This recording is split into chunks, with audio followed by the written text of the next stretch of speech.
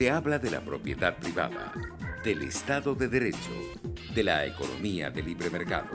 Se habla de principios y funciones de la libertad en todos los ámbitos de la vida nacional. Aquí se habla libertad. RCR presenta Aquí se habla libertad con Víctor Maldonado.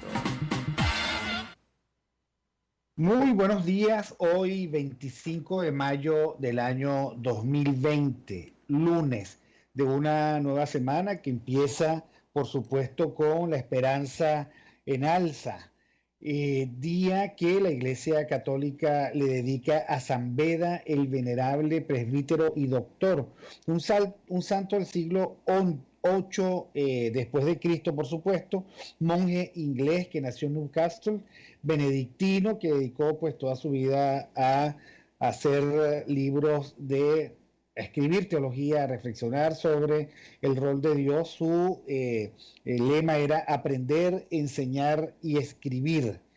Hoy quiero agradecer la presencia, ya está con nosotros, de Ramón Piñango, profesor emérito del Instituto de Estudios Superiores de Administración, una persona que tiene muchísimos años, por supuesto, reflexionando sobre el país, sobre su liderazgo, en fin, sobre las organizaciones, sobre la educación. Y con él queríamos hoy, o vamos a reflexionar sobre el tema de la empatía como atributo de liderazgo, de todo aquel que contacta con los otros en un país en donde la empatía se ha perdido poco a poco en medio de tanta ofuscación. Bienvenido, profesor Piñango. ¿Cómo está?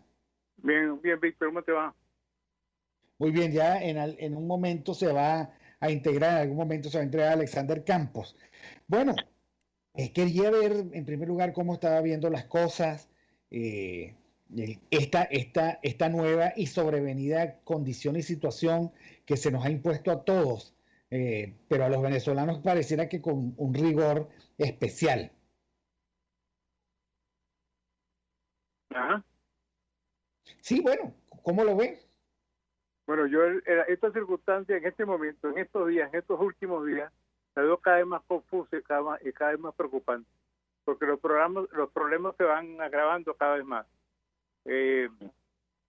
Bueno, y la convergencia es casi fatal, como algunos dicen por ahí, usando el título de una película, bueno, de hace unos años, es una tormenta perfecta. Está la pandemia, la falta de gasolina, la falta de la administración para el acceso a la comida, la falta de agua, ahora todo. Pareciera que todas las pestes del mundo, no solamente la del COVID-19, nos han caído encima. Y a todas estas, la respuesta del régimen es cada vez peor, y también hay serias deficiencias en la respuesta de los grupos opositores por diferentes razones. Sí, yo creo que hay un maltrato psicológico brutal en la indiferencia con la que el régimen ha tomado esta tormenta perfecta. O sea, no hay gasolina, no hay respuesta. No hay medicina, no hay respuesta. No hay comida, no hay respuesta. No hay moneda, no hay respuesta. Y ellos tratan simplemente de irnos concentrando, encasillando hacia una conducta social donde el miedo y por supuesto muchísima complicación para significar la realidad. Sabemos las cosas, las tenemos claras, pero parte del daño de la tortura psicológica es precisamente que nadie nos dice cómo, cuándo, de qué manera. Vamos a normalizarnos, por lo menos vamos a llegar a los niveles de anormalidad bizarra que teníamos hace 70 días. O sea, ahora la pregunta es si la gasolina desapareció del mercado para siempre, si salir será imposible a partir de ahora. Tampoco sabemos si las cifras son reales o falsas, no sabemos si estamos en la curva ascendente o descendente, no sabemos nada. Y como usted lo plantea, por distintas razones, la dirigencia, el liderazgo, no parece estar a la altura de la angustia del venezolano. O parecieran al menos ser confundidos como todos los demás, por decirlo menos. Pero ciertamente no están a la altura. Tal vez quieren estar, no tenemos por qué dudar de eso, pero no lo logran. No lo logran. Y eso vale la pena indagar sobre eso. También la desinformación o la pésima información es completa. Es completa.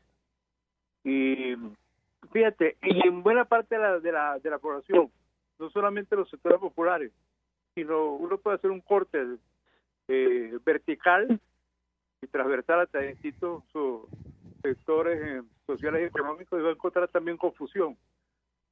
Y eso es realmente dramático.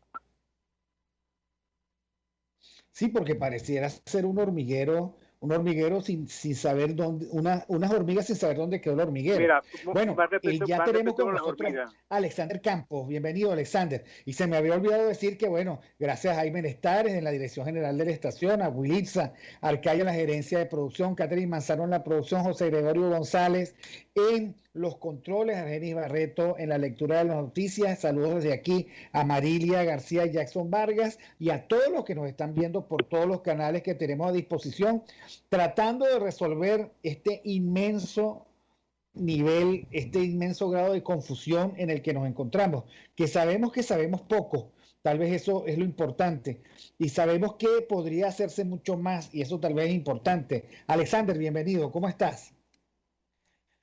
Bueno, aquí escuchando que están en esa labor de, imagínense ustedes, de resolver este enredo en el que estamos. Bien difícil. Pero bueno, se supone que esta semana tienes gasolina. ¿Ya pudiste echar gasolina? ¿O no, ya pudieron, Ramón? Ya... Tengo menos gasolina que nunca. Menos gasolina que nunca, la verdad. Pero bueno, ¿y no te toca algo de esos 300,000 barriles de petróleo, de gasolina que llegaron? No sé si a Ramón le llegó algo, si le mandaron su gotero. Todavía no, pero bueno, tenga paciencia, el barco apenas llegó ayer. Entonces, el primero, además, ¿no? Quedan 4 que están llegando también. No se estén en silencio. Pero ¿y todos traen gasolina? Bueno, yo no tengo por qué dudar que todo es gasolina. ¿Tú tienes razones para dudar? No, yo parto del presupuesto contrario tuyo. No tengo razones para creerle. Es decir, yo parto, no sé, yo creo que a lo mejor es agua lo que traen ahí. No, es que no tengo por qué creerle. Es decir, mi punto de partida, lo lamento, pero es el contrario al tuyo. Tengo que dudar.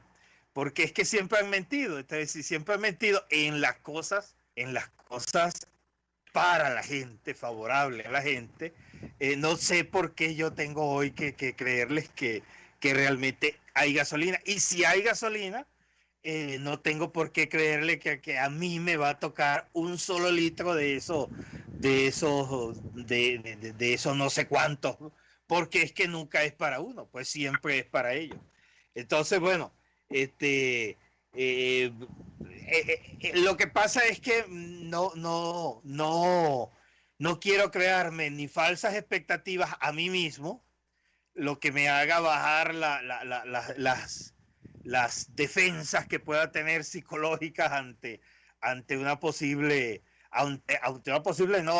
lo más esperado que sea que no me toque, y tampoco me gustaría engañar a la gente, aunque por lo que yo estoy notando, de lo poco que he podido conversar con la gente, es que están claros que esa gasolina no es para nosotros. Pues tú hablas con cualquiera, por lo menos en mi barrio, que es donde hasta ahora lo he hecho, y todos te dicen que bueno, que sí, que ya les llegó a ellos la gasolina, que ya tienen ellos para moverse, pero ninguno no se incluyen pues dentro de eso. Entonces, bueno, la verdad es que yo no inicio la semana el lunes con muchas esperanzas, ni siquiera con este barco que llega, ni con los otros que llegan, pero me uno también a lo que ustedes decían. Tampoco veo mayores respuestas por el lado del otro, por acá, pues. Entonces, bien. Ahora, es increíble, yo por supuesto no quiero generar de esto una polémica. Yo hace poco escribía, bueno, al final cuando las fuerzas son tan limitadas, uno tiene que aprender a tener la prudencia suficiente como para elegir las batallas. Pero les cuento lo siguiente. Ya hay 60.000 venezolanos que han firmado la solicitud para que DirecTV reconsidere de alguna manera la posibilidad de conectarnos. Y sin entrar en detalles y en polémicas de si eso es banal o no, lo cierto es que la velocidad con la que se está suscribiendo la gente a esa batalla es llamativa, porque al final la gente se compromete con lo que le es cercano, le afecta directamente, le parece importante para su vida. Ese es un dato.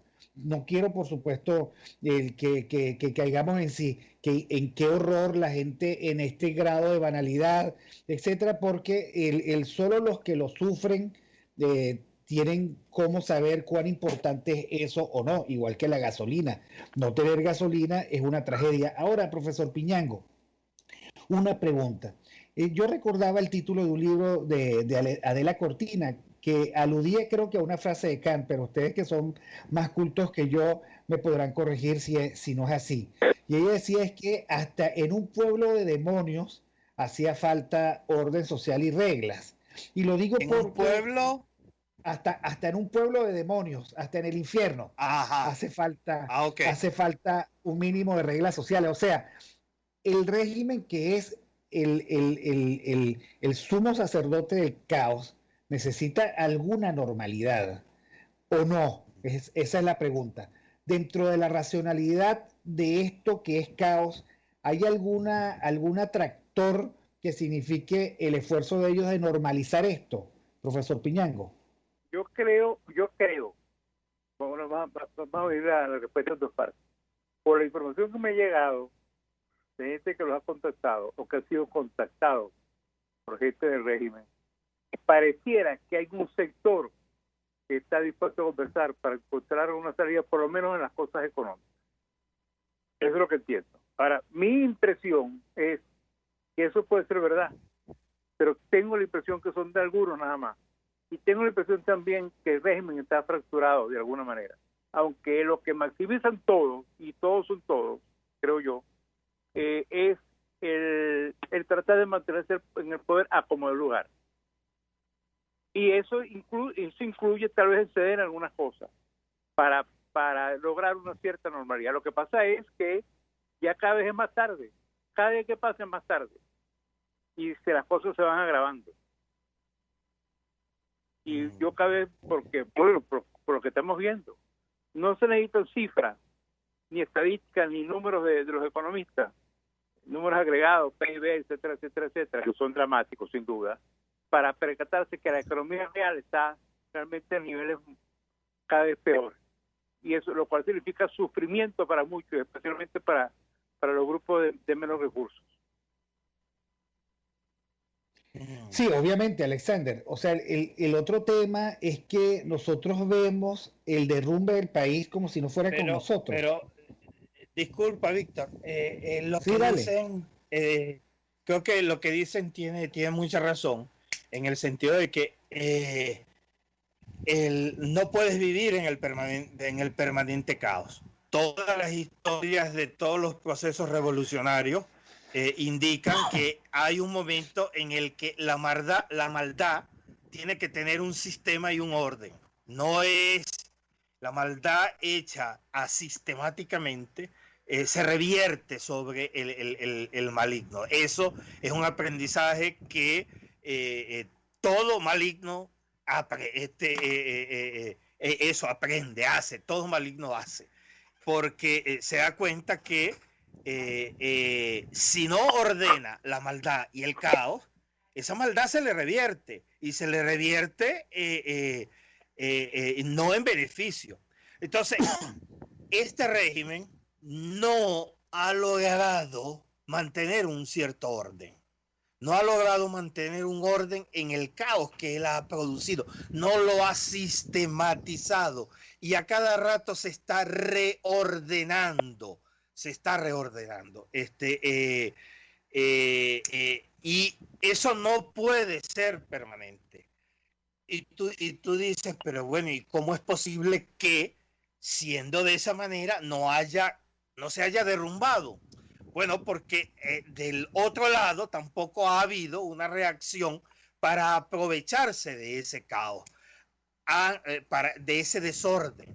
Han pretendido creer que el desorden por sí mismo va a tumbar el sistema. No, al no haber alguien que se aprovecha de ese caos, se aproveche de ese desorden, el desorden sigue y se reorganiza en algún momento. Por eso tú ves los permanentes momentos de crisis y después vuelve un año, 2 años de normalidad, crisis, 1 año, 2 años de normalidad, porque no hay de este lado quien empuje para dar para aprovecharse de esos momentos de caos.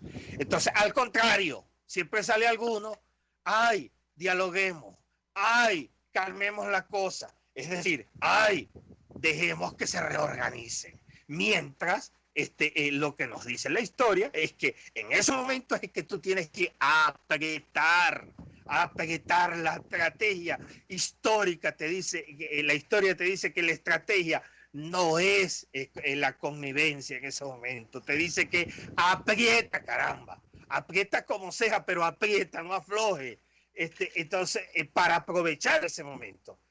Entonces, a mí me parece que estamos precisamente en ese momento, en el momento en el cual el régimen quiere volver a un momento de normalidad, y del otro lado están diciendo, bueno, ¿y por qué tú no llegaste allá a Puerto Cabello, donde sea que llegó este asunto, y con las banderitas para darle apoyo al régimen?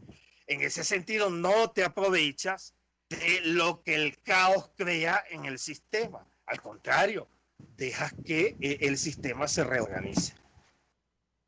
No, es muy extraño, Alexander y profesor Piñango, porque ante la crisis de gasolina hubo una porción de la oposición que dijo que no venga una gota más de gasolina, que era muy probablemente facilitarle, lubricarle al régimen una realidad terrible, que no había gasolina. Lo que a mí me llama mucho la atención, porque lo que había que hacer y apretar es por qué aquí no hay gasolina, cuál es la razón por la cual se destruyó la industria petrolera. O sea, obligar al régimen a la argumentación, a la justificación, esquinarlo, pero no.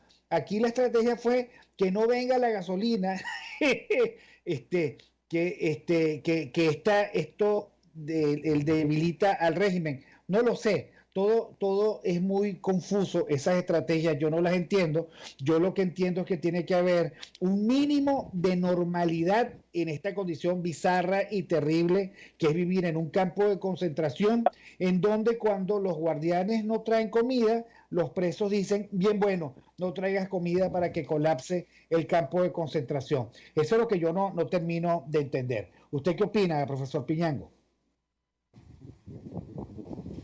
Mira, me parece que un punto importante en todo esto y es que la gente, acerca de la normalidad, que la gente, la sociedad está tratando de crear su propia normalidad, a pesar de todo de todas las agresiones con intención o sin intención que sufre de parte del régimen, por todas las barbaridades que cometen, con todos los errores que cometen.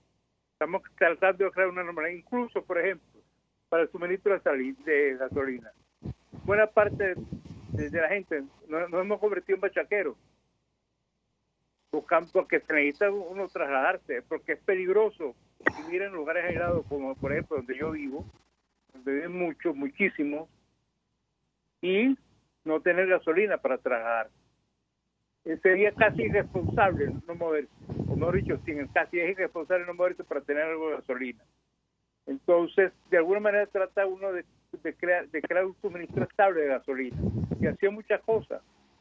Hemos aprendido incluso a alterar esta inflación, a consultar precios aquí, allá y acullá para tratar de conseguir algo más barato. O si hay que cambiar dólares, que buena parte de la gente, por lo menos más del 50%, están utilizando dólares en pequeñas operaciones, y tratan de ver quién cambiaría mejor. Si hay comunicaciones por teléfono, la gente llama por aquí, llama por allá, va a un negocio o va a otro, un abasti, pasa al otro, porque uno me está cobrando, me están reconociendo a 180 bolívares el cambio, a 180 millones el cambio, otros 181, y así va la gente. Buscar una manera de crear una normalidad incómoda, pero después de todo, ¿qué es normalidad? Crear cierta certidumbre, y eso es una manera de crearlo. Profesor, lo estamos perdiendo, parece que usted se está moviendo, se oye aire en el fondo, y bueno, le vamos a pedir para que se quede en un sitio donde lo podamos oír, pero vamos un momentico al corte de las noticias, oigamos la noticia con Argenis Barreto.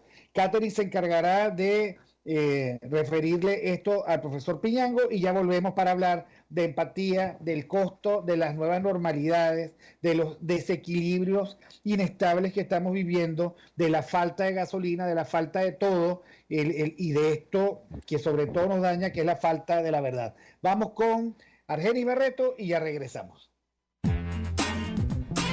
Aquí se debaten temas de interés nacional e internacional. Aquí se habla libertad con Víctor Maldonado. Solo por RCR.tv, la radio que se ve. Sintonícenos a través de Periscope, @RCR750, la radio que se ve.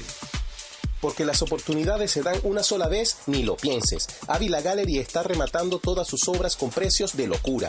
Pinturas, esculturas, artesanías y mucho más. Llámanos 0414-127-4060.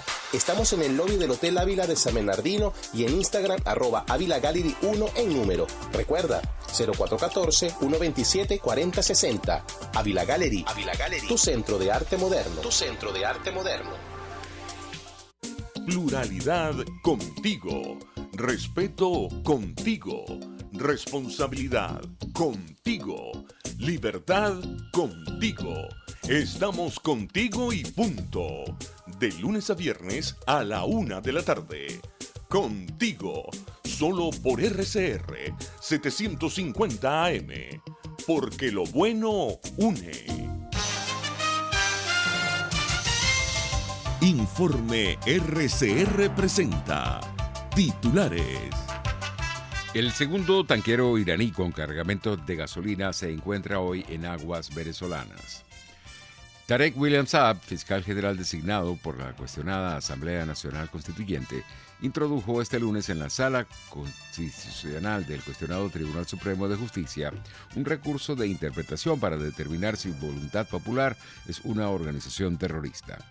El economista Luis Oliveros aseguró que por la destrucción de PDVSA Venezuela perdió su capacidad de refinación de petróleo. Venezuela tiene cerca de 1.300.000 barriles de capacidad, donde por lo menos el 30-40% podría ser de productos, podría ser gasolina. Y eso le alcanzaba y le ha alcanzado hasta hace unos años para producir suficiente gasolina y abastecer el mercado interno. Lamentablemente, la destrucción de la industria petrolera, el colapso de la industria petrolera que inició con Chávez y se exacerbó con Nicolás Maduro, nos llevó a esta realidad que hoy estamos padeciendo. El jefe de la política exterior de la Unión Europea, Josep Borrell, afirma que el nuevo coronavirus ha empeorado la situación en Venezuela y en la región. El metro de Caracas amaneció este lunes abarrotado por la reactivación de algunas empresas.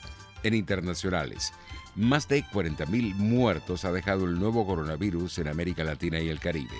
Y en los deportes, en el baloncesto internacional, la Euroliga y la Eurocopa cancelaron la presente temporada.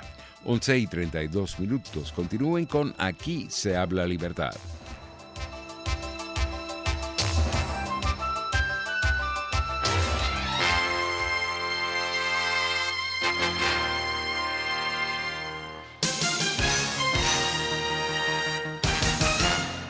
Mis amigos, una empresa comprometida y responsable con su personal es una empresa segura, y Produzca es la compañía pionera en Venezuela que ofrece la mayor cantidad de equipos de comprobada calidad para garantizar la seguridad integral de toda la nómina industrial de cualquier empresa. El catálogo de Produzca es inmenso, todo tipo de guantes, cascos, accesorios y productos varios de protección para tu personal. Conoce más de Produzca en www.produzca.com. Produzca, Seguridad en tu empresa de los pies a la cabeza. En RCR somos vanguardia. Toda la programación de tu RCR también la puedes seguir a través de la internet. Audio y video en tiempo real. Noticias y mucho más. No te pierdas ni un segundo de nuestra programación. No hay excusa ni cadena que valga para que dejes de escucharnos. Ingresa a rcr.tv, la radio que se ve. RCR 750 AM, porque lo bueno une.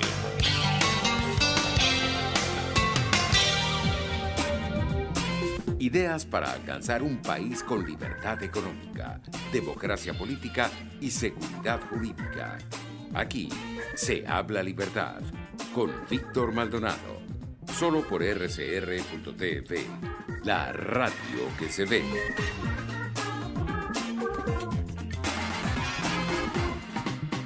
Libertad de hoy 25 de mayo del año 2020, día de San Beda, el venerable presbítero y doctor.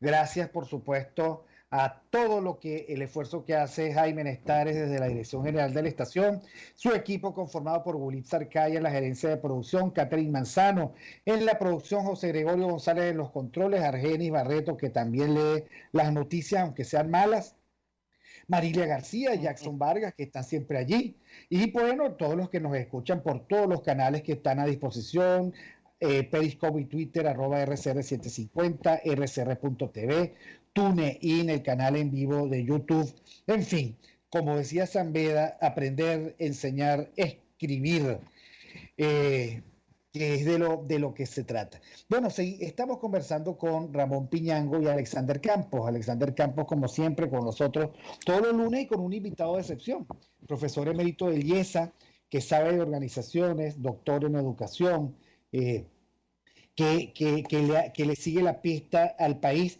Y estábamos hablando de los costos crecientes que tiene para el régimen lograr algún tipo de equilibrio en esta anormalidad. Como decía el profesor Piñango al inicio, ¿no? Como la película La tormenta perfecta. El barco trata, pero las olas son cada día más grandes. Y él aludía a algo importantísimo. Las cifras económicas muestran realidades vitales para la gente que tiene o no tiene empleo, gente que pierde o no pierde la oportunidad de tener un ingreso, gente a la que le cuesta cada día más obtener lo que antes era fácil. Pero además el último reducto de esa ilusión de armonía, que era la gasolina gratis, se acabó de golpe y porrazo. Entonces, profesor Piñango, ¿cuál es la perspectiva de esto? ¿Qué cree usted que va a ocurrir?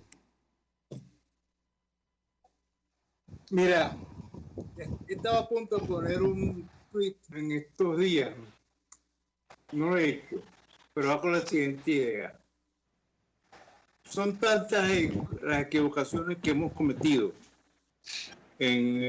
tratando de tener una perspectiva que voy a poner. No será el tiempo de los videntes, porque buena parte de los analistas y lo que nos aproximamos a ser analistas, como yo, por ejemplo, bueno, nos hemos equivocado varias veces. Lo que yo creo es que estamos en medio de una gran confusión. Insisto, yo sé que la gente, muchos se aburren cuando les digo que cualquier cosa puede pasar. Y cualquier cosa es cualquier cosa. Ese es casi mi mantra.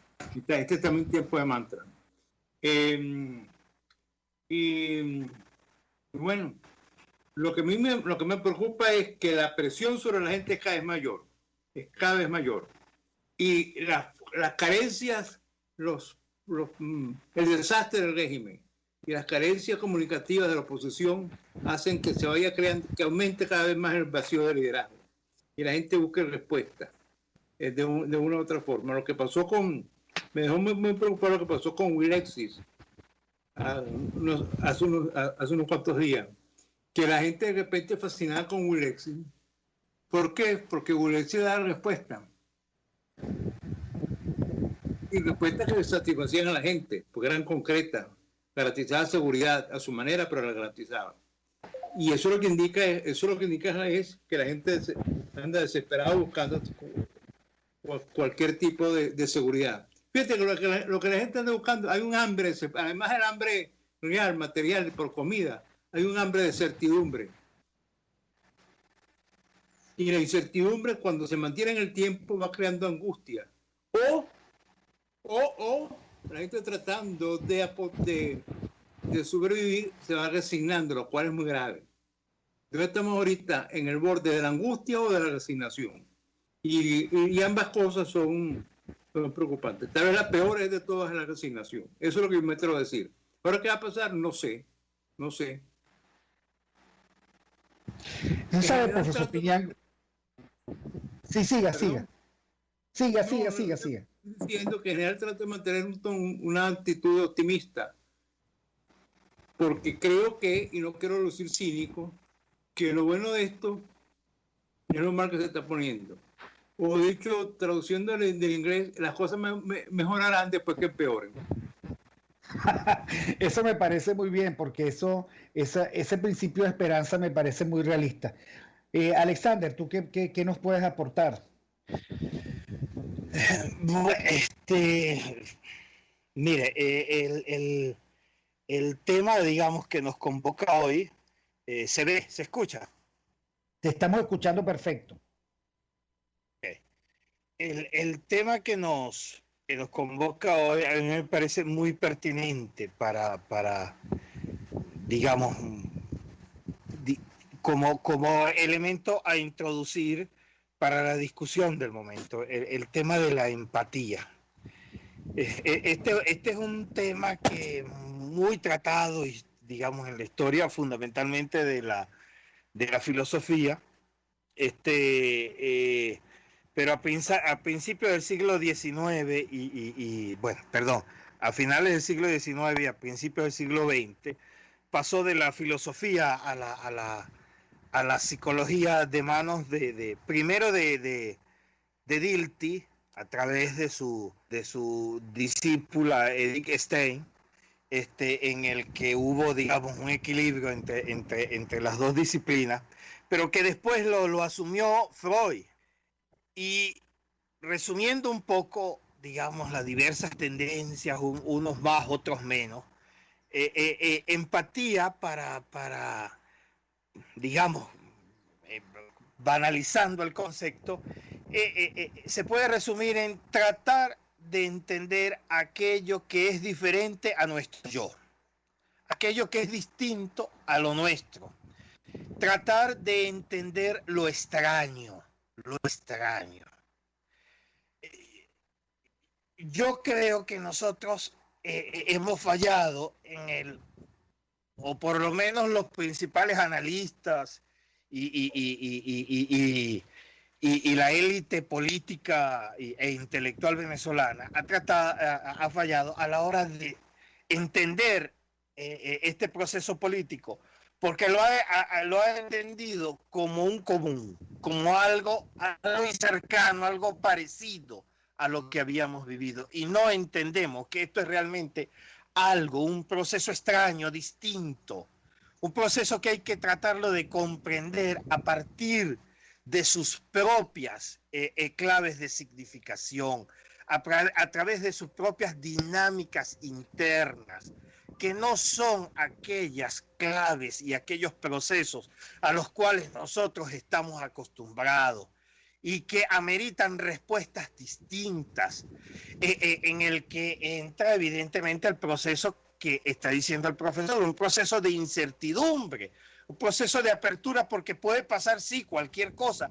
¿Por qué cualquier cosa? Porque dentro de la línea de desarrollo no está aquella que nosotros quisimos, le hemos querido dar. Entonces, esto es realmente un proceso que, para entenderlo, hay que entenderlo como algo que no hemos vivido, como algo realmente nuevo, y no como algo hay que estar abierto a la novedad. Esto no es ninguna dictadura, esto no es ningún proceso totalitario parecido al que vivimos al siglo XX. Aquí hay tantas novedades que exigen un proceso de comprensión propia. Lo primero, a mi entender, es que hay que sentarse a discutirlo y aceptar que no tenemos la respuesta, aceptar que hay algo, y por eso hemos fallado, hemos hecho de todo, hemos fallado porque no responde a nuestra tradición política, a nuestra tradición intelectual. Una vez hecho eso, podemos estar abiertos, a mi entender, a lo que dice el profesor. Bueno, aquí puede pasar de todo precisamente porque yo no sé ante esta novedad qué es lo que puedo pasar. Eso nos da una libertad de acción y nos da una libertad de compromisos muy grande que nos puede permitir riesgos que ahora no nos permitimos. Hasta por el propio orgullo de que esto debe ser así porque es lo que nosotros, esto es lo que ha sucedido antes. No, señor. Perdón.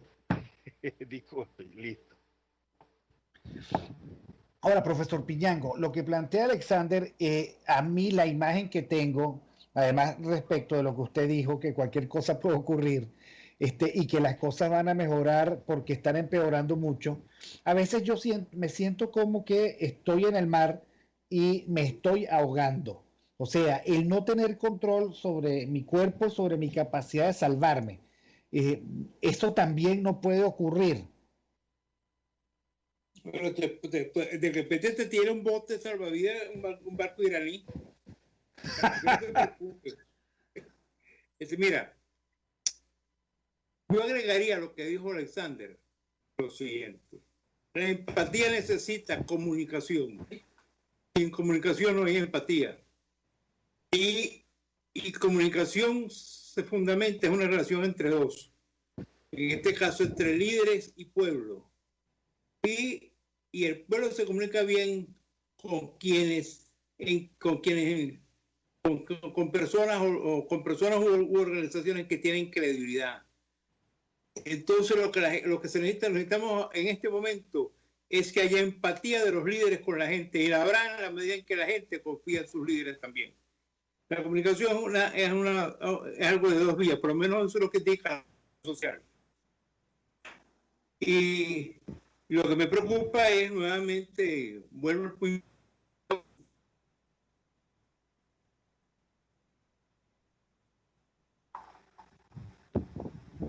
No sé si todavía tenemos allí al profesor Piñango, gracias a las comunicaciones de este país. Alexander, ¿tú estás allí? Con un delay, pero sí estoy aquí. Sí, lo que lo planteaba el profesor Piñango es muy importante, porque él dice, bueno, para que haya empatía tiene que haber comunicación, tiene que haber confianza, porque es también la base de la comunicación. Y eso es profundamente importante porque son dos faltantes. La política quisiera tener una función infalible de interpretación de la realidad que les ahorre a ellos la necesidad de comunicarse. Pero por otra parte, eso lo único que ha provocado es que la confianza se haya desplomado y la gente busque la satisfacción de sus propios intereses, dándole a sus intereses un valor máximo, independientemente de lo que la política crea o deje de creer al respecto. Y vuelvo a poner el ejemplo de la petición de DirecTV. Van 60.000 venezolanos que han firmado eso, bueno, porque les interesa. Y hay alrededor de eso una especie de gran escándalo en las redes sociales, porque cómo se les ocurre firmar para eso, etcétera, como si firmar eso inhibiera para firmar cualquier otra cosa. Pero los venezolanos de a pie andan buscando sus propias salidas y sus propias expresiones. Ahora, eso por supuesto deteriora todavía más el vínculo entre la dirigencia, sus cursos estratégicos y los ciudadanos. No hay nada menos científico que la política. Gracias a Dios, además. Y todo aquel que pretenda hacer de la política una ciencia, al fin y al cabo es tontería. Ya me lo permito decir a estas alturas de mi vida, la política es esencialmente eso que tú acabas de decir, diálogo. No hay nada hecho, no hay nada ni siquiera determinado, no hay nada permanente en la política. La política es eso, esencialmente diálogo, es apertura a la comprensión de una realidad que es permanentemente distinta, que es la humanidad en su ejercicio del poder, en su ejercicio de las vinculaciones. No hay nada menos asible, manipulable, determinable que esa realidad. No hay nada menos que eso.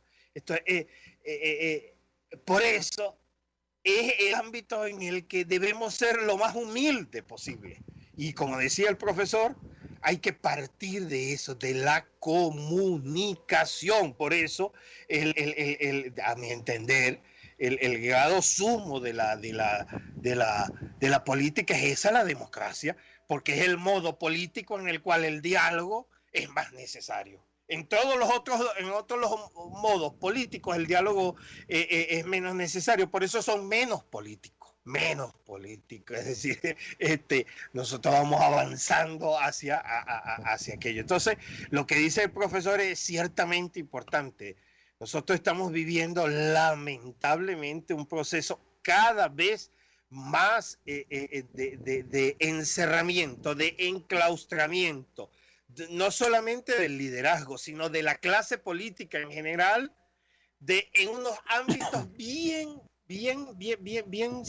chiquitos, bien chiquitos, que es el ámbito de eso, sí, a algunos no les gusta, pero de Twitterlandia, es el ámbito de las redes sociales, el ámbito en el cual todos queremos aparecer bajo una forma, bajo un ropaje, y no el ámbito en el cual, carajo, tú no hueles, tú no eres hediondo, tú no tienes hambre, y menos si te metes a Instagram, donde ahí todo el mundo es feliz, donde todo el mundo está feliz, alegre. Feliz y flaco, sí, feliz y bonito. Y flaco. Es una cosa, una cosa horrible. Entonces,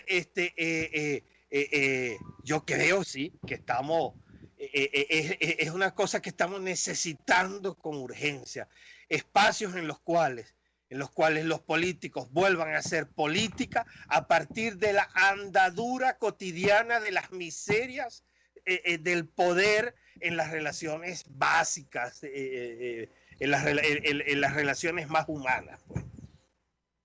Ahora, profesor Piñango, ¿qué tenemos que reaprender para mantener esa comunicación en estos tiempos donde efectivamente estamos confinados a espacios predeterminados?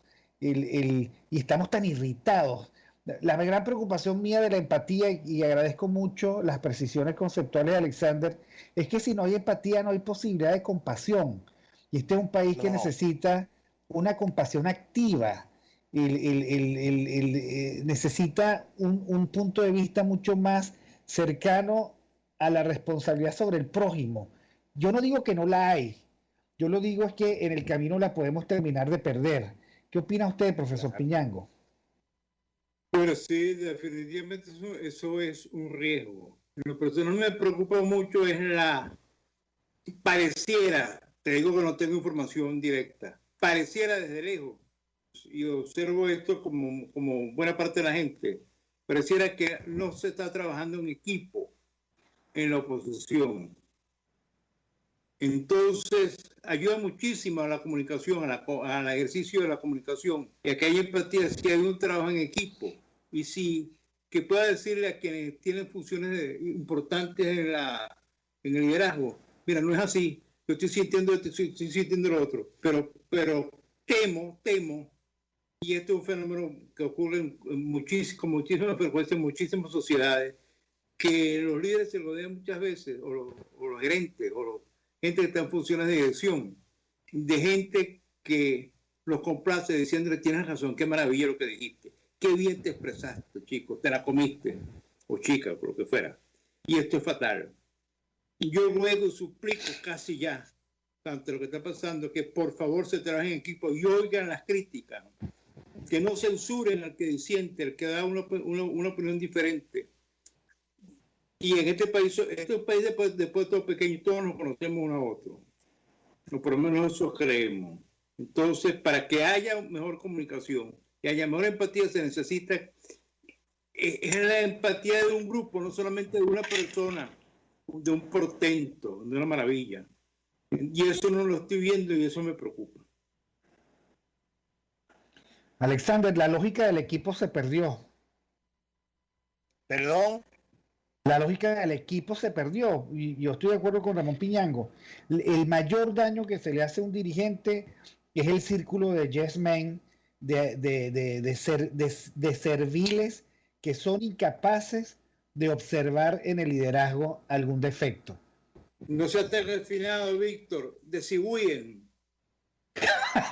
Sí, bien. Ok, Alexander. No lo escuché. ¿Qué dijo Ramón al final? Ramón, repite. Sihuyen. Es que Chihuire. Víctor es mi filho, dijo de Yes Man. Yo digo Sihuyen, que es como decimos aquí. Ya te entendí.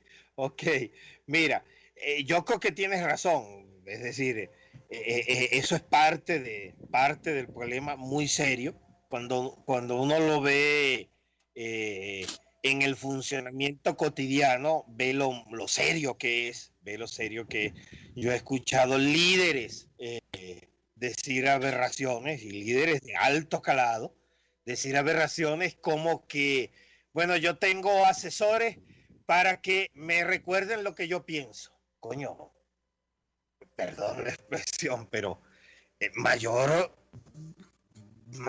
acto digamos, de encerradura, para usar esta palabra castellana tan bella, pero bueno, que traducido ahora de encierro, no puede haber. Es decir, los que están al lado solamente tienen que ser un eco de tu voluntad y un eco de tu razonamiento. No, los que están al lado están precisamente para enlazarte más con la gente, para abrirte a espacios que son, digamos, ajenos para ti. Ojo, pero así como digo esto, puedo decir que me he encontrado con líderes y lideresas abiertas a escuchar, por lo menos, y mínimo, por lo menos te escuchan. Eso ya es algo importante, es decir, que estén dispuestos a crear espacios para escuchar. Si después eso se transforma en un espacio de diálogo y de confrontación, es otra cosa, pero por lo menos crear el espacio de diálogo, de escucha es importante. Ahora, lo que uno no entiende es cómo cómo estando en un momento en el cual, caramba, tienes Twitter, tienes las redes sociales donde se supone que tú tienes más posibilidades de escuchar a los demás, te encierras más. Eso es increíble, increíble. Yo he hecho muchos análisis, muchos estudios de comunicación política con mis tesistas y demás. Y es interesante, por ejemplo, cómo Twitter se vuelve cada vez más espacios de encierro, donde se dicen más las cosas, donde la gente tiene más posibilidad de decir las cosas, pero el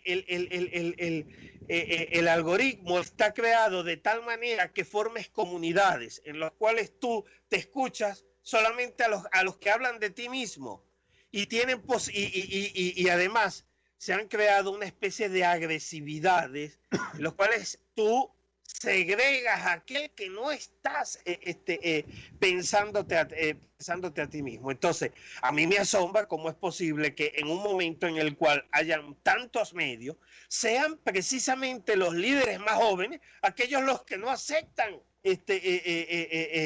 los que no aceptan la confrontación, los que no aceptan la increpación. Uno no entiende, se supone que son ellos los que están más abiertos, a los que tienen mayor capacidad de aceptar el medio, porque son los que generacionalmente están más cerca de ese medio, pero son los que reaccionan más agresivamente a esto, increíblemente, pero es así. Es decir, reaccionan encerrándose, bloqueándote, reaccionan como que no hay otra, el que te diga algo distinto tiene que ser execrado. Entonces, los medios no hacen y no construyen la empatía. La empatía es una disposición del sujeto para el cual aprovecha unos medios. Ahora, si el sujeto no es empático en este momento de un proceso político en el que le es más necesario, cuando tenga el poder, lo será menos. Ojo, para nuestros oyentes que están escuchando y que quieren hacer discernimiento de los liderazgos. Si eso es así, cuando más lo necesita, cuando supuestamente menos lo necesita, no lo será. Así que, por favor, no será empático, pues. Por favor, evalúenlo. Profesor Piñango, me queda un minutico, pero quiero, digamos, dejarle a usted la oportunidad de hacer su propio cierre conclusivo, en un minutico nada más. Bueno, algunos temas que hemos tocado, algunas nociones que hemos tocado que me parecen que son las fundamentales. Incertidumbre, comunicación, empatía, escuchar. Para mí estas son las palabras clave que hemos destacado en esta breve conversación. Y te digo que a veces pienso, estoy convencido que a pesar de todo lo que hemos dicho, que son nociones que uno puede defender como claves o fundamentales, yo reconozco que la práctica es difícil. Yo siempre le digo a mis alumnos que yo puedo dar una clase magistral que de repente merece un aplauso de pie, cruzar la puerta del aula y contradecir como en conducta todo lo que acabo de enseñar y que mereció aplauso. Y no darme cuenta de ello. Es solo lo difícil de lo que es actuar en una sociedad o en un grupo humano. Pero lo que pasa es que eso no es excusa, de alguna manera para justificar los errores en el liderazgo. La calidad del liderazgo depende de buena parte de la capacidad de los seguidores de exigir a los líderes, de comunicarse con ellos. Es una relación en ambos sentidos, no solamente de líderes hacia seguidores. Y eso es una responsabilidad de todos nosotros, en nuestras distintas posiciones y medios, de exigir y comunicarnos con los líderes, y de los líderes escuchar. Y si no escuchan, obligarlos a escuchar de alguna manera. Esa sería mi conclusión de esta conversación. Muchísimas gracias, profesor Ramón Piñango, profesor emérito del IESA, doctor en educación, experto en organizaciones. Gracias a Alexander Campo, que salió repentinamente, tal vez se le fue la luz, salió repentinamente del programa. Gracias a Jaime Nestares en la dirección general de la estación, a Wilipsa Arcaya en la gerencia de producción, Catherine Manzano, nuestra campeona en la producción, José Gregorio González a cargo de los controles, Renis Barreto leyéndonos las noticias. Desde aquí un abrazo a nuestros compañeros de siempre, Marilia García y Jackson Vargas. Gracias a todos los que nos oyeron por todos los canales que están a disposición para vincularnos y sigamos allí, ustedes y nosotros, tratando de discernir y de descubrir las formas como seguir liberándonos de esto. Gracias a todos, nos vemos el miércoles. RCR presentó Aquí se habla libertad con Víctor Maldonado, solo por rcr.tv, en Twitter y Periscope, @RCR750. La radio que se ve.